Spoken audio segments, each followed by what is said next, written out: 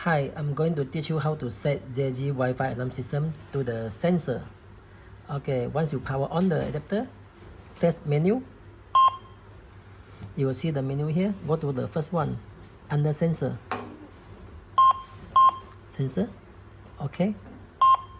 Under sensor, okay.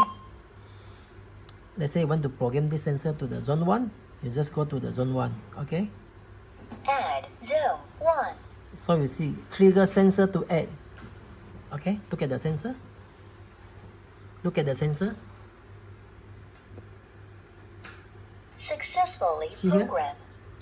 See closer, closer.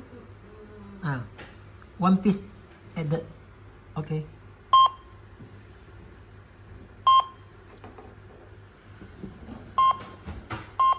Go to the home screen again, and then we try the alarm system whether it's functioning for the sensor. Press this key. System arming. The red color, arming. So we try, trigger it, open the door. Zone 1. System Congratulations. alarming. It's armed.